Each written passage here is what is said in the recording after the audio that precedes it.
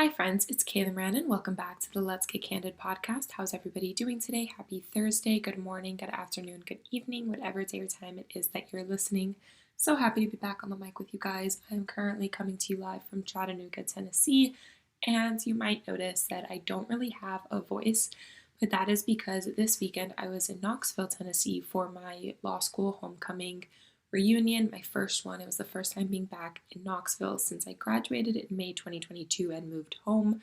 So it was a lot of fun to just be back on Rocky Top and like the nostalgia of the girl that I used to be when I started there 4.5 years ago to who I am now a year later since graduating, well, 18 months. And now that I'm an attorney, that I'm an entrepreneur, a law firm owner, and I'm thriving. We talked about it last week. I'm in the best place I've been in a very long time, if not ever. Things are going so well. So it was just really fun to be back. And I expected some more bittersweet feelings to kind of come up being there because my time in Knoxville was so difficult for me. But as I've grown and reflected, I recognize now that it wasn't that school was hard for me. It was that there was so much going on in my life and in the world at the time that I was there. I was talking about this with one of my professors on Sunday. We went to coffee and he was like, you are in the 14 years that I've been teaching, I have never met a student like you. And I would love to cultivate another student like you and connect you to. And I just, you have done what you set out to do. You made it happen for yourself. I'm so damn proud of you. And, it makes sense that you were nostalgic coming back because so much happened here for you. But, look at you now. And that's exactly how I feel.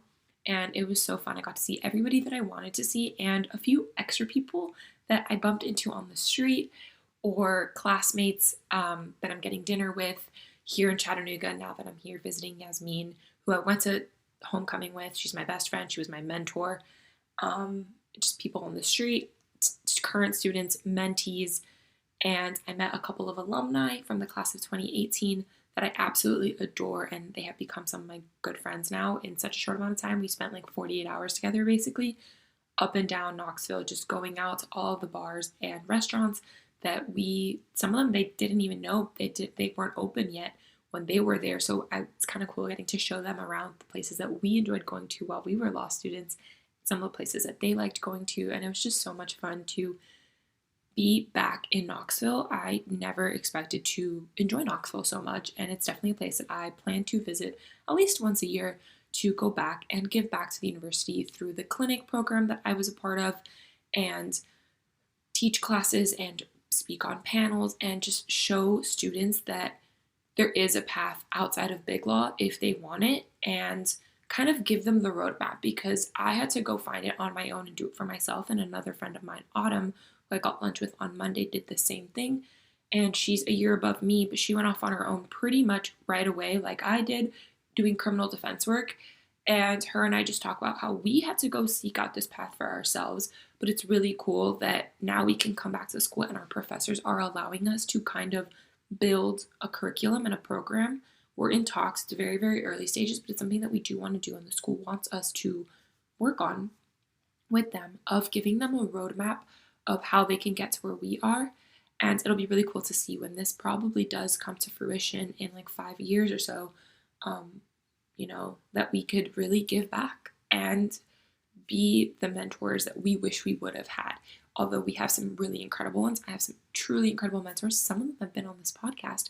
Berkeley, Shermeen, and there's a few more Berkeley hasn't been on the podcast. Shermeen and Cameron have been. Berkeley, Veronica, who I need to have on the podcast, and Brittany, who's been on the podcast. I'm going to link these below. So many. And I truly am incredibly grateful for them. And I know Autumn can say the same. Yasmin can say the same. She's in big law, but has experienced true, mentorship and guidance at our school and goes back regularly to give back. And it's just really nice to be a part of that community. And so you'll see me a lot more on Rocky Top. And I love Chattanooga. I've been here twice now with Yasmin, visiting her. And it's a cute little small city. Feels like a town for me, but it's fun. It's naturey, some good food, lots of breweries and like whiskey bars. And it's just really cute. It's right on the river. Downtown is fun. It's walkable. And I'm excited to get dinner with another friend tonight And I got dinner with one of my first friends in law school last night with Yasmin, who they actually went to high school and college together. And then somehow 3 Florida girls ended up at the University of Tennessee College of Law. And so it was really fun to catch up and hear how work is going for her and life and all of that fun stuff. Talking about the drama, the tea with classmates, who's getting married, having babies, career changes, job switching, moving, all of that fun stuff. So it was a really good weekend, and I am heading home in 2 days back to Miami, and it's been nonstop, go, go, go. I haven't stopped talking. I've been just on a roll, just mentoring and networking and talking to distinguished alumni, class of 1973, class of 2013, those kinds of people, because it was a whole alumni reunion weekend, and professors that are so proud of me. They follow my career on Facebook or some of them on Instagram, and it's really cool to just see that they see all the work that I'm doing and are proud of me. And I've just been sharing so much guidance and wisdom and mentorship and reaching out to people and extending a hand. They need help with anything.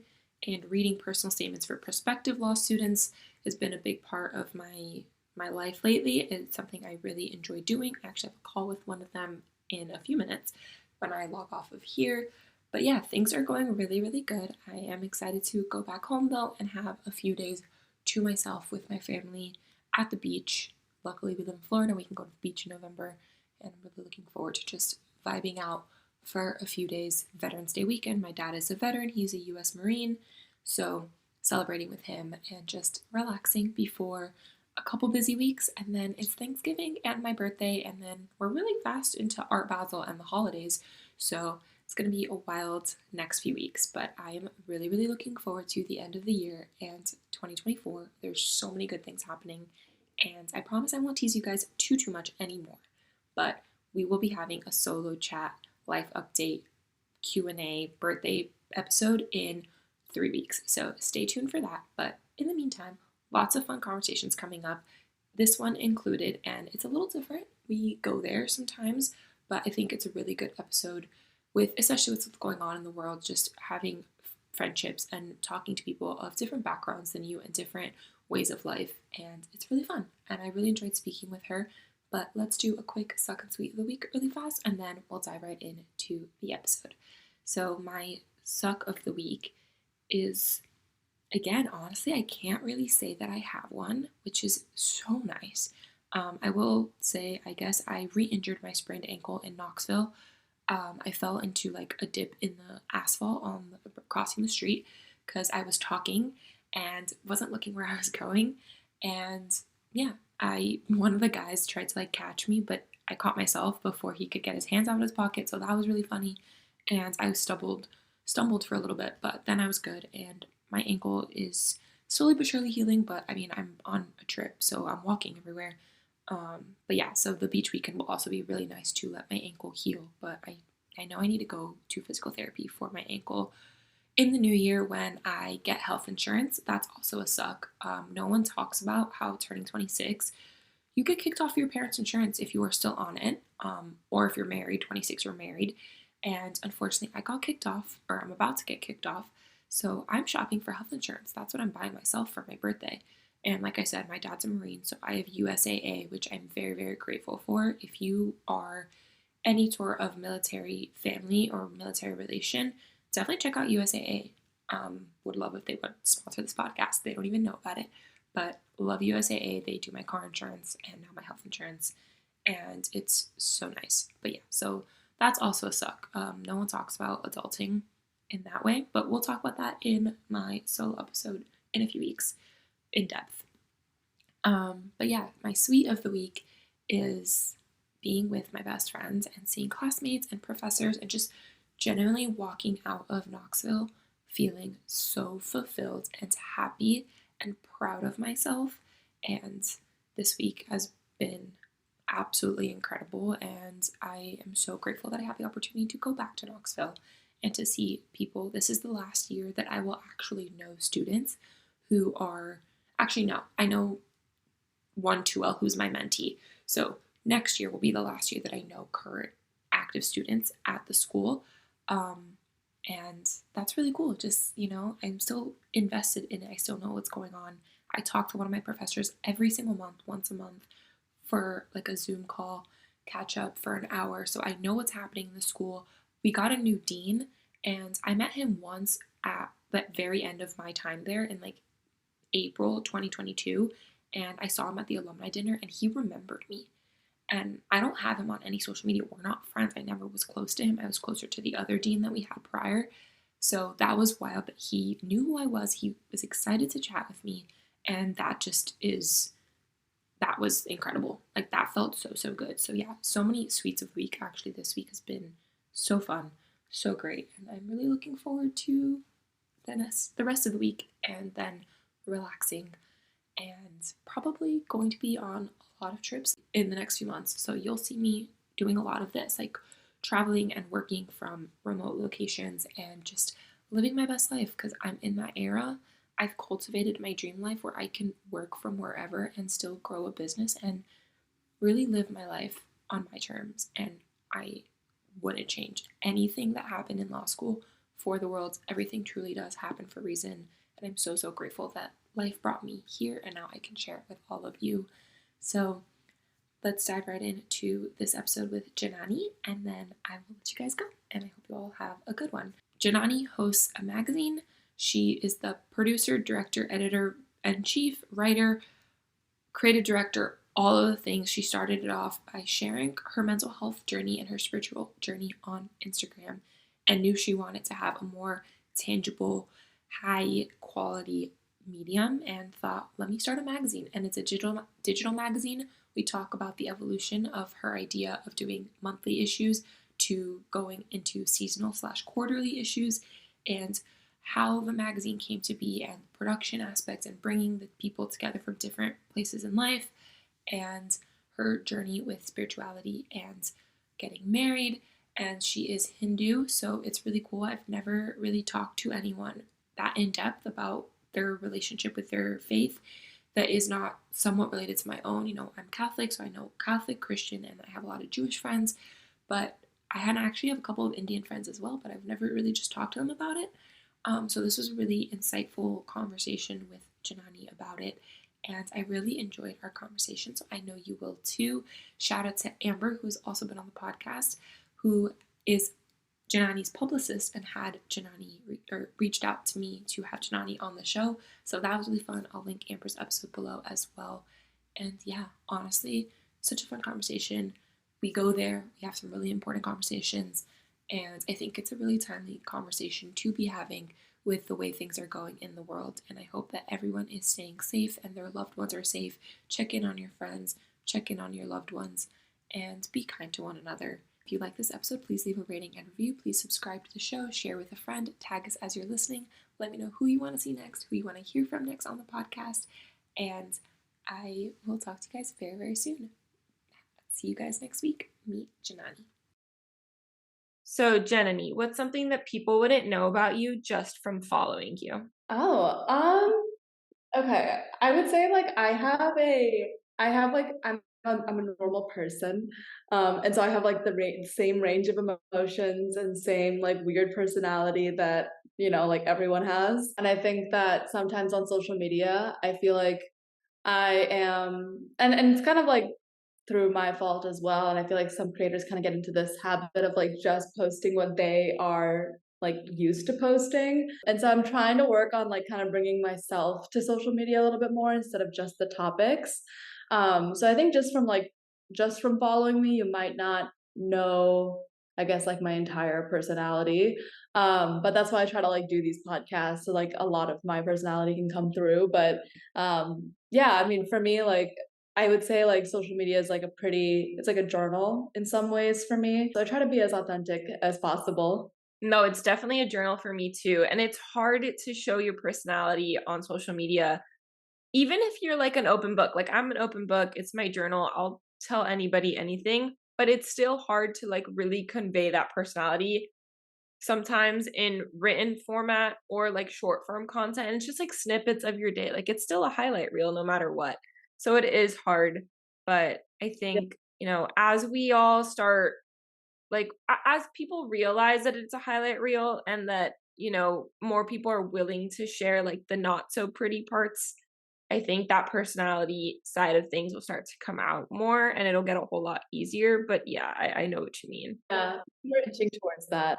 How did you so like you started social media to, share about your mental health and, your spiritual journey, but what really made you start sharing on social media and when like I know I feel like we're all on social media now, but everybody has such a different way that they show up and reason for showing up. So what made you get started? Yeah.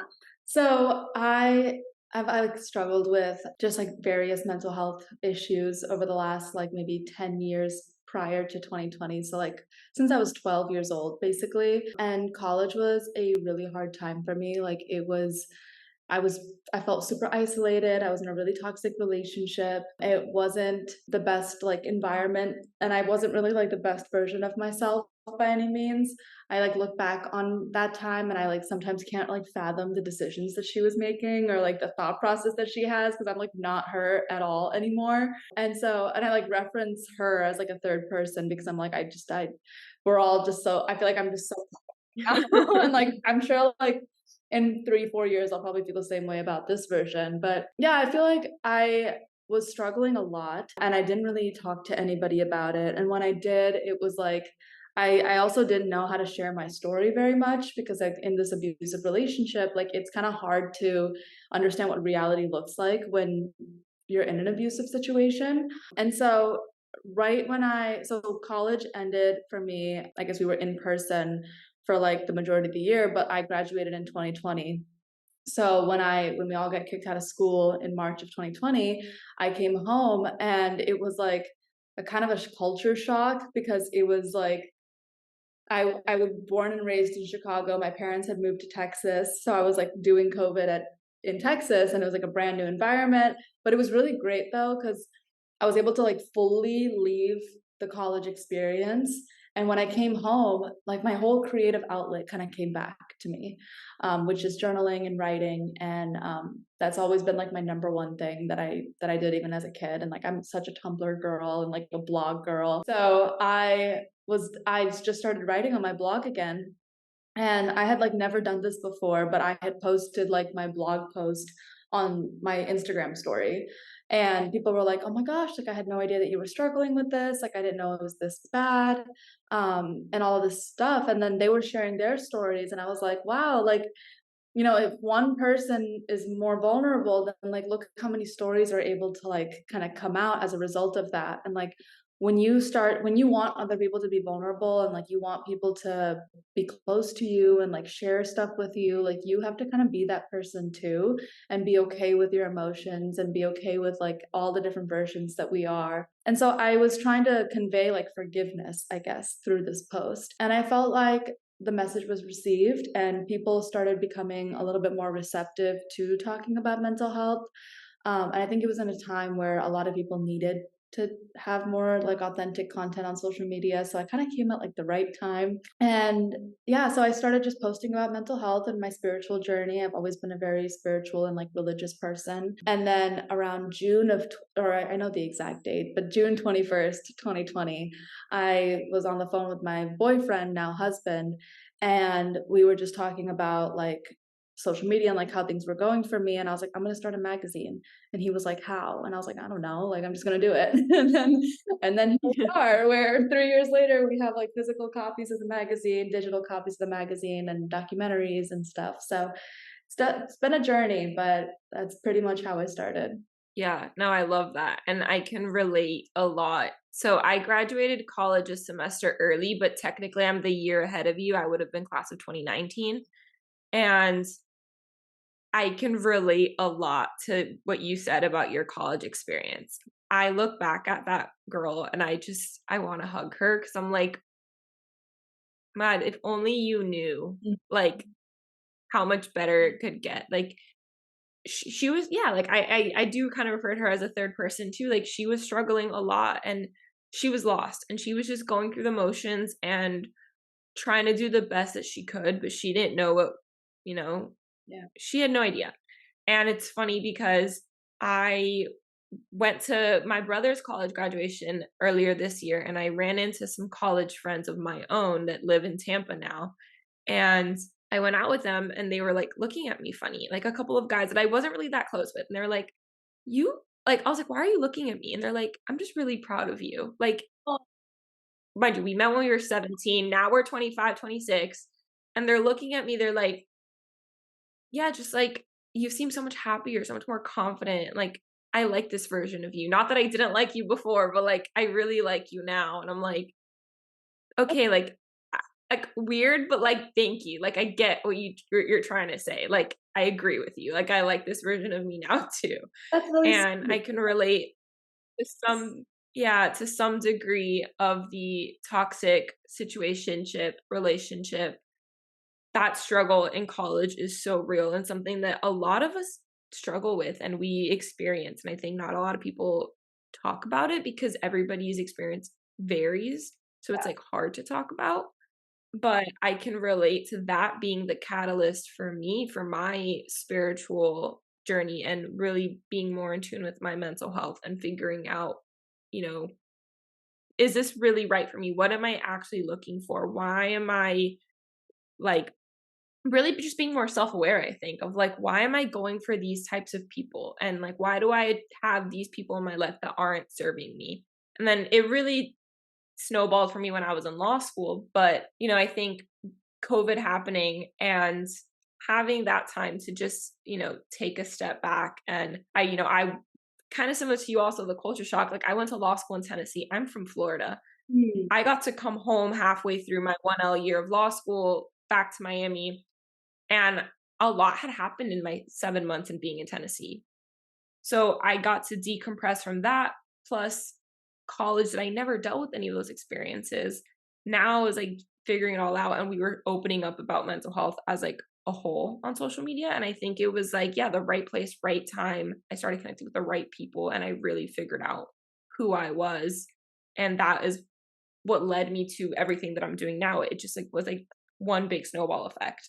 So I can relate a lot to you on that. Tell me more about the Indian Standard and this magazine. Like, okay, you had this idea, and he's like, how is this going to happen? Like, where did you even start? What do you talk about in this magazine? Yeah, so it was supposed to be like an extension or like a portal, I guess, like in my blog. Like I wasn't really planning on making like a physical magazine, but I think I felt like I had like limitations because what I wanted, I love all creative forms. I love photography. I love videography.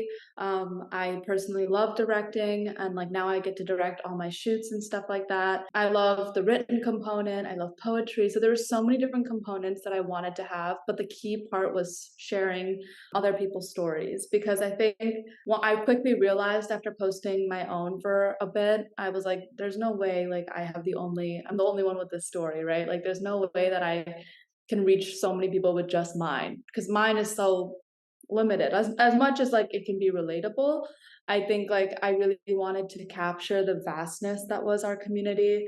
And so and I think especially in the South Asian space, like it's really hard to get support from your parents or from your community about something like mental health because it's a Western word, and like our parents didn't necessarily, I think our parents across a lot of cultures didn't need to put an emphasis on mental health because it just looked different, right? The whole world looked different. And so I'm just trying to like I guess bring this whole sense of empathy towards the older generation, but I'm derailing. So I guess like after about a month, I finished the magazine like July 20th or so, and then I released it in August. And I used Canva, and I put the whole magazine together, like, and literally have it like side by side. I still have the first issue. And I was like, okay, well, it takes me about a month to make a magazine, so I'm going to do that for the rest of time. That was so wrong because I started my full-time job in August of 2020. I still have that same full-time job. And I was doing all three. Like I was managing by Janani. the Indian Standard, and then now my 9 to 5 job. So now we're at a cadence of doing it 3 times a year. So we're like at a quarterly basis. And we have a summer solstice issue, autumnal equinox, and winter solstice issue. And now it's kind of like a full scale production where we do shoots, we do interviews in person. I book out the location, I have my own like little production team, and it's a really, really cool experience. Like I never really thought that I would be able to get to this stage this young, because I kind of imagined this to happen like later in my 30s. But yeah, I mean, it's been an extremely rewarding experience to meet so many beautiful people who are willing to share their stories. Yeah, that's what I love about social media and just the time that we live in.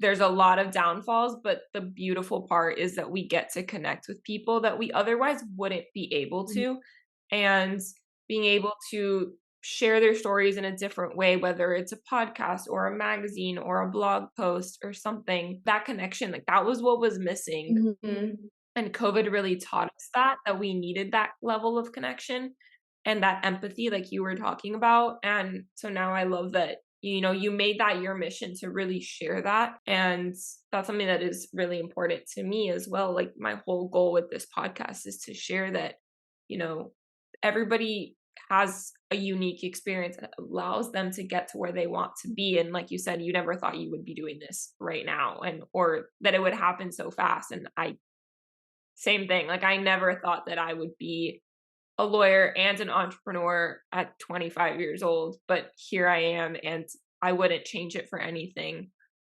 You said you work in a 9 to 5 job and you've had the same job now for 3 years.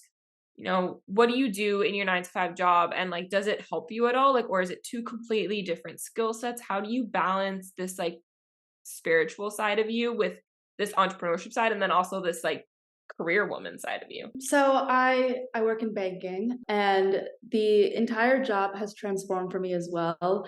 Like I think before I used to look at it as like a completely separate entity, and I'm surrounded by, luckily, a lot of entrepreneurs. So I kind of felt like a failure having a 9 to 5 job as well, because I was like, look at all these people who are able to, devote their entire time and money and craft into what they truly love to do. And I was feeling really insecure about where I was at with my business, because I still was having that 9 to 5 job, and so many people had been able to let go of that. And so I've had like a really strange relationship and a growing love, I guess, if I want to go that far, for my 9 to 5 job. Now I'm in product aspect of banking, and so I do see the alignment with like entrepreneurship. For example, like I ran interviews this week, and I've been on the receiving end of interviews this week, and then I've been doing interviews for the Indian Standard. So like this week has been like insane in that it all feels very parallel, and like I'm able to transfer skills from one position to another. But it is a challenge to manage everything, I will say. There's like the last 3-4 weeks I've been extremely burnt out because there's just so much going on. But I think like I would probably lose my mind if I didn't work on the Indian Standard or by Janani, and I think I would lose my mind and lose my love for my craft had I not, pursued the 9 to 5, because I think I'd be putting too much pressure on money and sales and like all these other things. So I know that when the right time comes, I'll know what decision to make. But I think for right now, doing my best to balance the multiple things. And like I just got married, so like that's another thing, is like I have to live with a boy, and like so there's a lot of different things going on. So in that way, like I definitely think I'm stretched thin this year, but I felt that this year pushed me more and more and more to become very determined on what it is that I want, and become very clear, save up money, and work towards what it is that you desire. And I think that if I didn't have like all these experiences, I probably wouldn't have gotten to this conclusion. Oh, 100%. I mean, I'm such a firm believer that everything happens for a reason. I talk about that ad nauseum on the podcast, but it's true. Like it's just, and what you said about like you would probably lose the love for the craft if that was your main focus, and you didn't have this 9 to 5 where you get to not be the one in charge and the one making decisions. And that's something that I really have struggled with myself in the last particularly 2 months now that I'm fully an entrepreneur, Oh, wow. in the last 2 months, I've really noticed that. And so I actually made a LinkedIn post about this, I think yesterday or the day before, ironically. But it's something that I'm like, okay, like I don't want to go back, but I do need to find something that is just a hobby again to get me away from the business side of things, because it's hard to be both working in the business and on the business, and they're two very different skill I sets. know. So I think there's a lot to be said for having that 9 to 5. Yeah, it's strange when you catch yourself being an employee for your own company. It's like I'm stressed out. Like I noticed like when I was acting like an employee versus when I needed to take a step back and be like, oh, no, wait, I'm the creator of this. Like, I am the CEO of this. I can do whatever I want. Whatever rules I'm putting on this is entirely my fault. So, like, just kind of taking accountability of like, like there are things that you want to do and accomplish with the podcast, with, my magazine, with all of our crafts and everything. But I think it's also about like taking a step back and realizing like what is best for, my own physical health, my own mental health. And because I'm not going to be able to feed my baby if I am struggling, right? Like, so I think it's just knowing what to balance and how to balance it. And like it takes time, but if you love something so much, you will take the effort and learn how to best take care of it. Oh, for sure. And I think that's the inverse is true too. Like when you realize you don't want to put the effort and it's making you more stressed out and hurting you more to put in the energy into something, it's maybe like a sign that you shouldn't pursue that, or at least not right now. Right. And, you know, being self-aware, and it goes back to just being in tune with yourself and figuring out who you are and what you want. Right. How did you get clear on that? What was I talk a lot about how I got really clear on what I wanted, but I'm curious what your journey through self-discovery and figuring out that for yourself was. All right. So it's hard to answer in like a concise way. So if you don't mind, I might You don't have to be now. concise. All good. I'm like, ooh, that's a long answer. So so obviously I was posting about mental health, spirituality, and everything. For about a year of 2021 to 2022, no, 2022 to 2023, I was doing healing sessions. So I was meeting with people one-on-one to do like subconscious reprogramming, and to help them understand basically what that Were you the one receiving or were you giving? giving. And so Okay. I had like 40 clients, and I was basically working as like a spiritual counselor in a certain sense. And so that was a really, really, really empowering experience. The reason I no longer do that is because I think I realized that the actual backing behind everything that I do is my religion. And I think when I was getting people who were of different faiths, right, I think it was harder for me to communicate like the reason why we do these spiritual practices. Like meditation and yoga is rooted in Hinduism, right? And so when we're talking about meditation and yoga, it's really hard for me not to bring up Hinduism.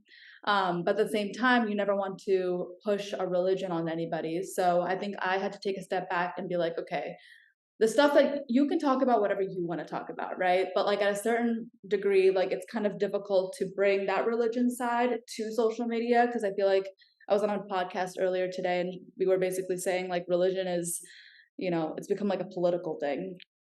To even bring it up and be like, I believe in God. That's like a big thing to say on social media. And so I feel like for me, what I realized was that religion is the root for everything that I do. And what I really want to do is to teach it. And like my dad has been teaching religion for as long as I can remember. And my mom teaches Vedic astrology and she studies it herself. So I have like very spiritual and religious parents that have positively influenced me throughout my life. Like they've never been oppressive with the religion, they've never been forceful, they've been extremely loving parents. And I think because of that, I have a really positive association with it. So my whole entire focus is to hopefully bring that positivity to somebody else's life when it comes to learning about their ancestors. It doesn't necessarily mean, go become Indian and study Hinduism, or it doesn't even mean to study Hinduism at all. What I really want for people to do is to go back to their parents or go back to their ancestors and say, what are our family traditions and how can I keep up with them? And I think like that, I hope can bring people some groundedness, because I think when we look at like social media spirituality, it's all about like trying to get something, you know, like I want to manifest my ex in 30 days, or I want this amount of money, so I'm going to go say a bunch of affirmations. And it's like we're missing the point as to why we do these practices and the grounding element of it. But when it's commercialized in the way that it is, I found it really difficult to bring in Hinduism in that conversation. So I've been making an effort to talk more about the scriptures that I've been studying, and making it a very, very prevalent theme in the magazine. But that is the ultimate desire that I have, is to one day be able to facilitate the teaching of our roots. Yeah, that's really cool. And I think a very unique outlook. And I think it goes back to the way your parents presented it to you, like you were saying. But our generation tends to, you either go one way or the other with religion. And, I think it's refreshing kind of that, someone so young has this desire to make a positive impact with their religion and their spirituality and their community. And using a magazine, I think, is such an interesting way to do it, because yeah, it can get very misconstrued very quickly on social media. And my struggle with it is, so I grew up very similar to you in the sense that it was never oppressive. It was our choice. Yeah.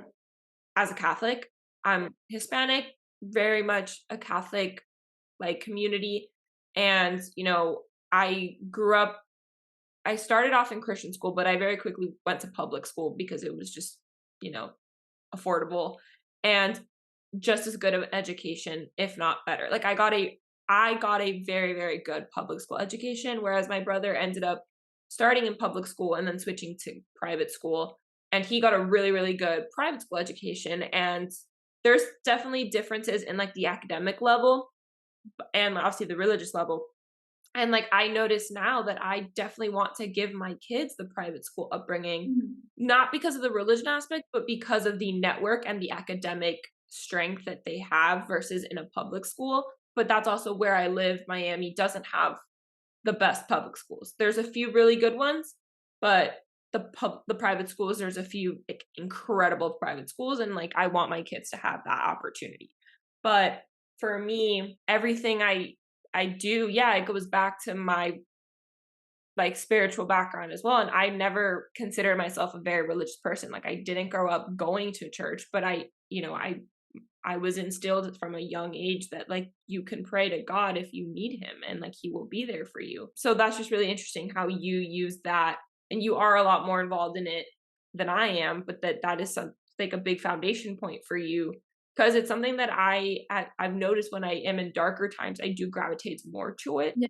But when I'm not as in dire straits, I'm not. But that's just because it wasn't like we don't go to church maybe once a year, twice a year. I mostly go with my grandparents, my grandmother, not my grandparents, just one. Not my parents.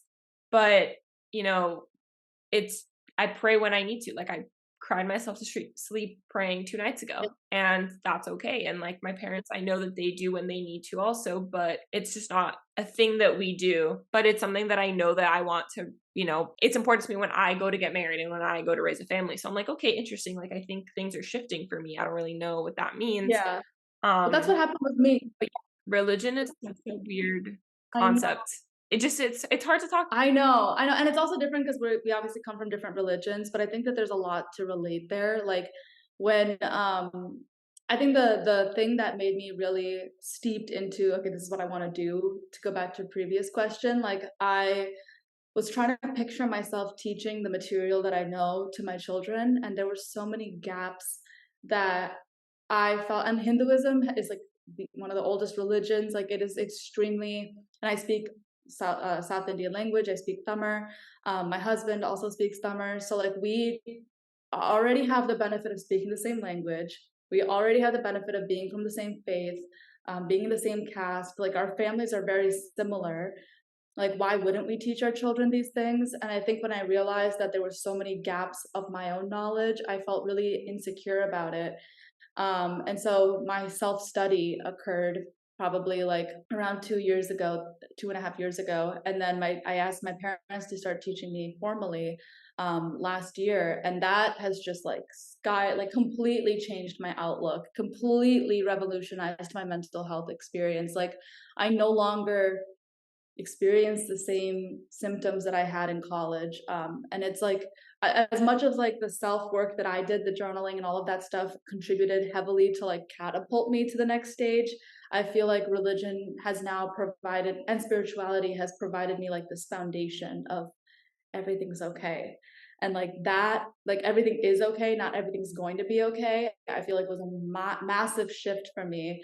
And I credit that completely to the education that I have with my parents and what I want to hopefully pursue and give to others. But yeah, it's mainly because Hinduism is so vast, and like all these people will like come into my I was talking about like this third issue with my crew members, and he was like, they just make us do these traditions. I don't even know why we do these things. Like, can you tell me why we even say these like the I don't know how to say it in English, these prayers? Like why do you even say these lines? Why do you even say these prayers? Or why do we even do these like traditions and rituals? And I was like, I want to tell you.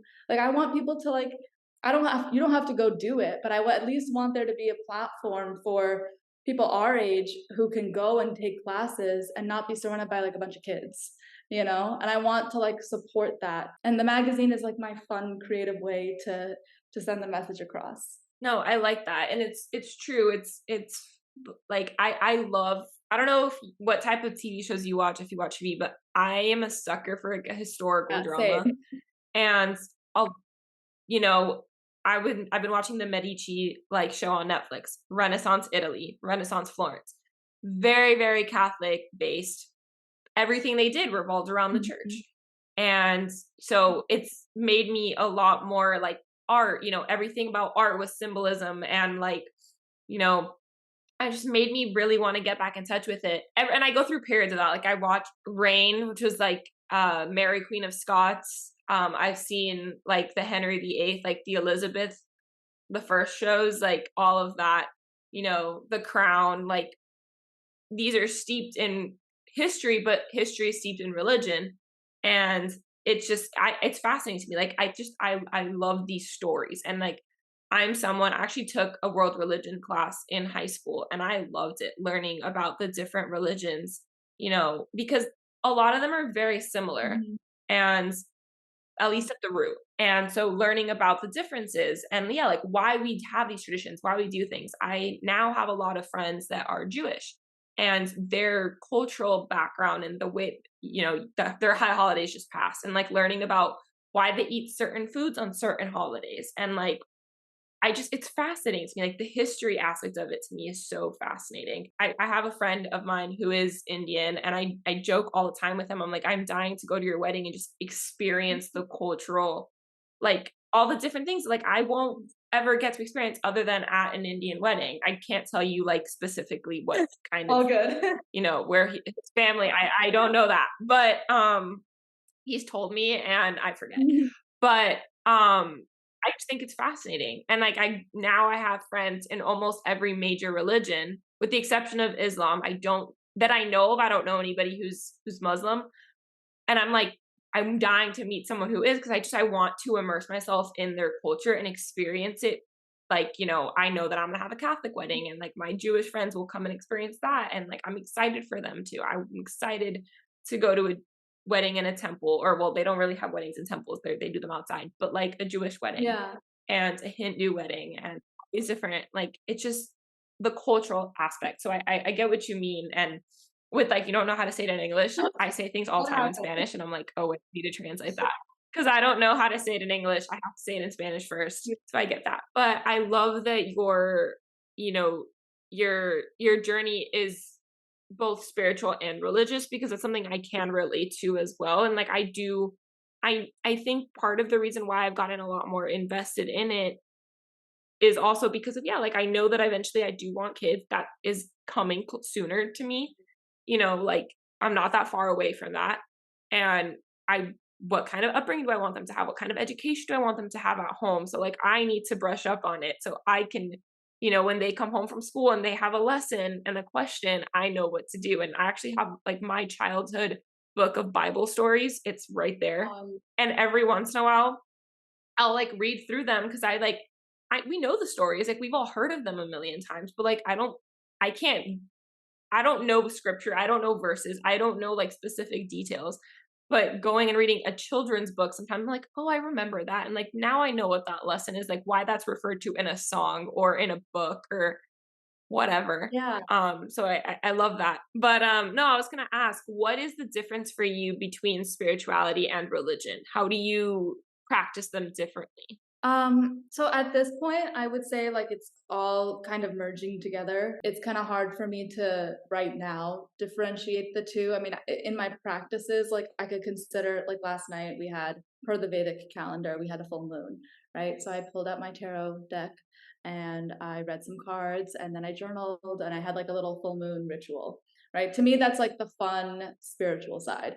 And then like when I do more of my like regimented things, like for example, my husband will, pray and do whatever he's doing, and like I will go and cook for God, right? And like that's part of like our dynamic is like he will pray, I will make sure that like everything's ready to go to feed to him and to feed to God. And so that to me is also ritualistic. So that's more religious. And so like I think it's more like the mindset that I have is pretty much the same, and that I'm always thinking about God or always thinking about like the peace that you have, like that darkness that I see when I close my eyes. I just picture him and I picture his like comfort, but I don't like the actual acts that I do might be to express a different version of that religiousness or that spirituality. Or some things are just like purely for my own mental sanity. Like I will literally just meditate for my own sanity, practice yoga for spiritual reasons, religious reasons, and for my own sanity. But that's the thing with like Hinduism, is that they're all so intertwined. Like we do full moon rituals in India, like full moon is like a thing, and like there's like the lunar calendar is like a huge emphasis there. So it's hard to like separate now that I know a little bit more about Hinduism. But I would say like I started off on more of like the fun side, where I would like do all my little rituals and like practice yoga, practice meditation, and now I've become like a lot more serious with everything and a lot more traditional. Yeah, but that makes sense. And I mean, I think having that starting point is important. And then it's up to you. Yeah, it's like it's a personal journey. So you chose to go deeper into it and get more involved. And what we were talking about earlier, not everyone has to, but and like the way I view religion and spirituality, for me, it's like, it's you get to choose. It's you pick on your terms how invested you want to go. Like, that's why I was saying, like, and I like that you said, like, your parents never made it, they never forced you. They gave you the opportunity to learn about it, and they would have embraced whichever way you went. Mhm. And my parents did that for me, and I want to do that for my kids. Mhm. And it's funny, I did not know that last night was a new moon because I was having a day, or a full moon. So I was having a day and I did not look at the sky, not once. But I did happen to go to a sound bath, healing, and meditation. And I was like laying there. I got invited by a friend, and I was laying there. It was a beautiful place. Like the setup was really nice. And I was really excited. I was like, I need this. It's been a rough week. I know I need this. And I was sitting there and I was trying to meditate, but I couldn't. And I'm still working on that. I'm really bad at sitting still and actually being able to let go. And that's something I need to work on. And so I was pretty conscious most of the hour, but I was just trying really hard to like enjoy the moment, even though I wasn't getting the benefit of it because I couldn't let go. But it's hilarious because afterwards we get in the car and we're driving home, and my friend asked me a question. Can't tell you what the question was. We were asking about how each other, like, we both were saying like we had a rough day and like it's been a rough couple of weeks. So we were like, how are you? Like, what's going on? Like, can I be there for you? I was there for her. And then it was my turn. And I don't know what she said, but I lost it. And I had a full on mental breakdown for 2 hours. And she was like, I think this was the release that you couldn't have during, like, it hit you just later. And, that to me was like this like spiritual like release of finally letting go. Like, and I joke that I need to have a mentee be once a month and I hadn't had one in a few months, and like I've been like, can it just come? Like I need it to happen because I need, like, I can feel this pressure on my chest, like this tension. And finally last night, like I wanted it to happen last night. I was hoping that it would, but like during the meditation and like where like Yeah. the sound bath would actually heal me and cleanse me, but it didn't happen during, it happened after, which was funny. And I'm still cleansed, it still healed you, and, like, it was still, like, impactful, which is probably why you cried after, right? Like, that's a huge, probably, Yeah. aspect to it. I also had a mental breakdown last night, if that's any consolation. Then that's what led to, like, the whole like, I wasn't planning on doing, like, a ritual or a meditation or anything like that at night, but I was like the type of sad where I was silent. Like, I couldn't talk about what was going on. Yeah. I was so upset and so overwhelmed just by, like, there's just so much going on. And, like, like when you really care about something and, like, you just kind of feel like you're in, like, all different directions, like, and I just felt like I was being pulled in, like, every direction yesterday and, like, the last 3 weeks, I would say. And I was, like, crying to Lana Del Rey and just, like, my tears was, like, so dramatic. Sometimes you I just had have to. to. I literally, like, intentionally put on, I think it was Thunder by Lana Del Rey. I don't know. Oh, no, it was Dealer. Dealer by Lana Del Rey, and I was just, like, sobbing. She was like, "I don't wanna live," and I was like, "Oh my god, me too."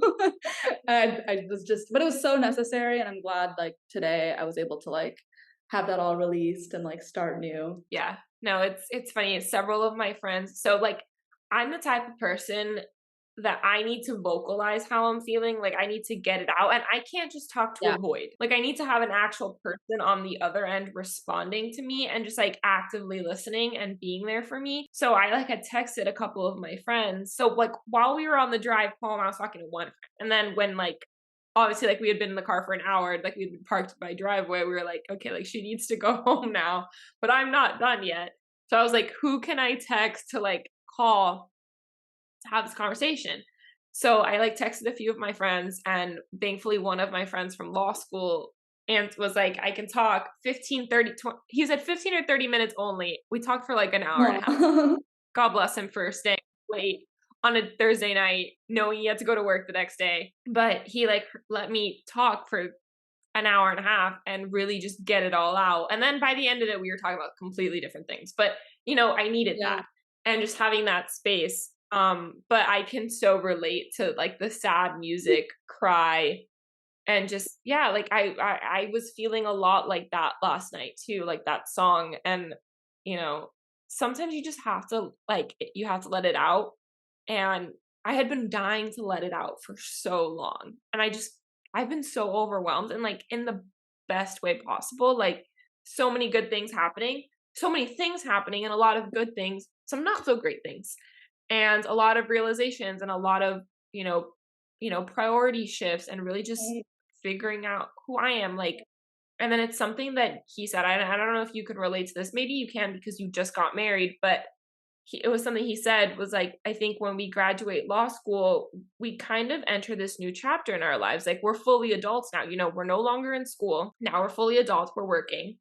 And so like I think our brain kind of starts thinking that like, all right, the next step is like the career is established. Mhm. Now it's family and relationships and building a life with somebody. And that's where I'm at now, where I'm like, okay, I've been a lawyer for a year, I have my own business, I'm doing okay, I'm ready for that next chapter. I live at home right now, I want to get my own place, and I want to have someone to share all the cool things that are happening at work, and someone to travel with, and I want my person. And he was like, I think it's just you've been struggling with entering that next chapter because you've never been there before. And it's like, yeah, he was like, I just need you to admit that you want it. Like for the first time in my life in the last 3 months, I've admitted that I do want a partner. I never wanted that before. So that has been really, really like scary for me. And like that's been a lot of what that tension that I was holding on to for so long was. Yeah. And so when I released yesterday, he was like, why was that so hard for you? And I'm Well, like, because it's I don't want someone to think I don't know, like, it was weird, like, there was just so much it's hard, like, balancing, and I wonder if you can relate to this being a business owner and, also a career woman, being in a relationship and balancing that you want to be the successful independent woman, but you also do want that safety and security, and, like, Yeah. for so long, I really couldn't figure out how to be both. I know, because there's so much pressure on us to choose, like, it's like a strong woman means that you are emotionally devoid, when it's like, well, why? Like, I think that women are extremely strong because we have the capacity to love beyond limits. And that could be our craft, that could be our children, that could be, our parents, our loved ones, like our partner, whatever it is, like we are very passionate people. And it sounds like you're the same, where I think like there's no problem in extending your love to another human being, and there's no problem in admitting that that's what you want. Like, I think like a lot of people are like, oh, because I'm turning 26 this year, like, oh, like you already got married and stuff. And I was like, I think I needed to. I was reflecting with him last night, and I was like, I think our journey is different because we needed to encounter, like, we needed to go through our own spiritual journey before we met each other and like became friends and all of that. And then during the relationship, we had a really tough time. Like, it was like a rocky road to get to this place that we're at right now. And, that was a spiritual experience. And then now that we're married, it's like we are continuing on this spiritual and religious journey and like together and absorbing information together. But for that, we had to work so hard on our own individual selves to get to this point that I feel like I was supposed to get married now because I I wasn't supposed to think about it later.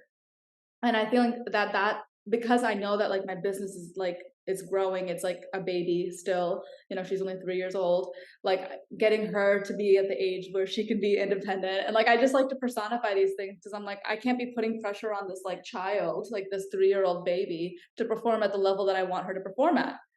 That doesn't make any sense. So I'm gonna make her grow and like put my, money into her, invest into her, invest my time into her, just like how I'm investing into this relationship. And I think it's so important to have both. It's important to accept that you want love and you want to be loved and that you deserve to be loved. And also just Yeah. like knowing how to receive that love, like that's a huge skill. And it's not taught to us to receive love. Yeah, that's where I'm at. Like, now I've admitted it because it took me so long to admit it, and I turned 26 in 2 months. Yeah, we're the same Wait, age. when's your And birthday? November Oh, 24th. I'm December 1st. So we're so close. Oh, we're literally the same age. Yeah. Yeah, so, um, for me, it was, like, finally not only admitting it, but I've never allowed it in. Mhm. I'm very open, I'm a very vulnerable person, but I hate being touched, and I hate I'm an emotional bitch. I cry for everything. It is so hard for me to feel emotionally safe and allow someone to be there for me.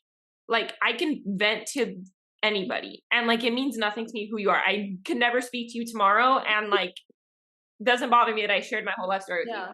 But, to actually allow someone to be there for me and care for me and, hug me and take care of me, it's so foreign to me, and I don't know how to allow love in and receive it, but I'm such a giver, and I'm, really struggling. He was like, "Maybe you need to give less of yourself." I'm like, "I don't know how to give less Yeah.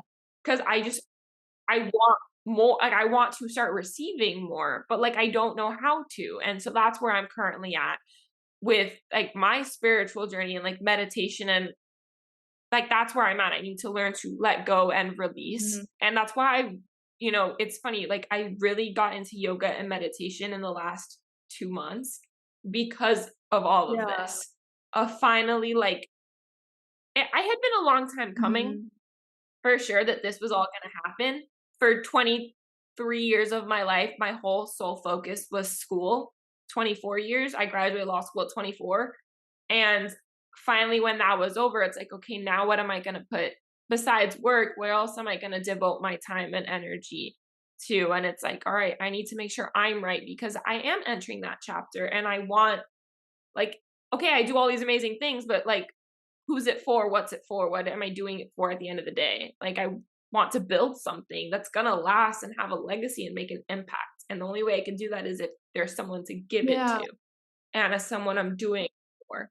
So the yoga meditation thing kind of came in through there, and actually I'm going to yoga tomorrow morning and I'm super excited. But yeah, it's been an interesting road for sure in that. Yeah. I mean, I feel like one journal prompt that would help, like if I don't know if like if you're a big journaler, but like with everything that you were just saying, like I feel like one thing is like first letting go is not like I think sometimes when we think that we're struggling with letting go, it's because we think it's going to be like a one-time thing. And I think we have to remember that it's a daily thing. Like it's not even let go, it's letting go. Like I'm letting go of control right now, right? And how do I do that?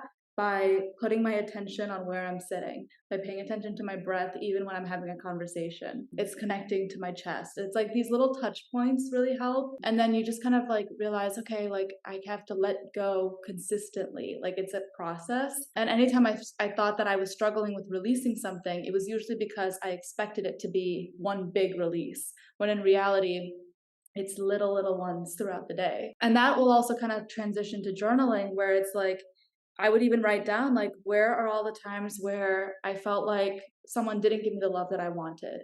And like how can I like heal that version of me so I can say goodbye and let her, go ahead and just Well, that would be a whole book. That's not one journal I, entry. but then That's but a whole, that's like a good but time to just be like, hey, like, when were the times like what does love look like to me? Like will I be able to recognize it when it knocks on my door? yeah, that's a good question. Will I be able to recognize it, and what does it look like to me? That's a good one. It's funny, actually, at the yoga studio that I go to, they sell this. It's like a deck of they're not quite tarot cards, but Oh, like similar concept. Like you pull it out of the deck, and it's basically, I don't know, it's really cool. I don't know if they sell this online. She might. So basically, it's like a word, and then the chakra, and then it tells you like how to heal that or whatever it like corresponds to, and then there's a journal prompt for it. So I'll do it with you while I pulled it out because I didn't shuffle it, but it's shuffled in there. It says, I am calm, I remain flexible and centered, I use breath work to help me focus and ground myself, which is funny, you were just talking about that. I inhale and exhale deeply 3 times whenever I need to melt away opposite feelings. And the chakra is the solar plexus and root chakra. There's a crystal, and if you have the crystal, basically you holding the crystal, you then it says place your hands on stomach and feet, close eyes, inhale and exhale yellow and red light 3 times. And then there's a journal prompt. What are other activities that naturally calm you? And there's like a bunch of that's these. nice. So yeah, I've been doing them. Like I try to do it once a week. If I can do it more, I'll do my best. Same thing, like journaling, I have it there. I don't always remember to do it because I'm such a vocal person that writing things out doesn't quite hit the same for me. Mhm. But having these little reminders to breathe, like that's something that I'm just so go, go, go all the time that I don't stop and take a second to breathe. And that's something that in the last 2-3 years I'm really working on. Yeah.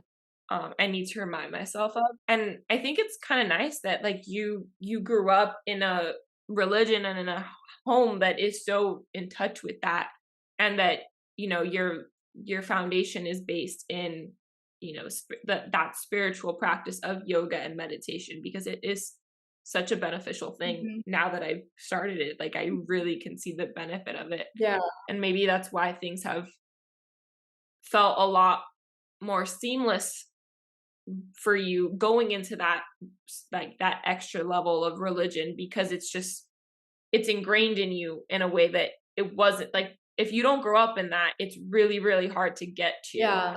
and it's something that I'm working Yeah. on And there's a lot now. of people who are interested in it. They just don't know where to start. And that like kind of breaks my heart. So that's why like especially with like everything that I'm trying to do on social media is like really putting that at the forefront of my brain. And like anytime I get into the questioning of like what's the point, or like why am I even like continuing on this? Like it's costing me so much money and such a headache. And like I hate this, I hate my job, I hate this. And then, like all these like thoughts come into my head. I'm like, it's for the kids, it's for the adults, it's for the people who need to learn and they want to learn and they can't. And so that's like, it's definitely helpful to have like that grounding of like, this is why I'm doing what I'm doing. but it's to everything that you just said. I always say, like, for me, my spiritual journey was I was 23 at rock bottom. And I remember this was like, yeah, 3 years ago now almost. And I remember saying to myself, okay, in 10 years, what do I want my life to look and how do I want my life to feel?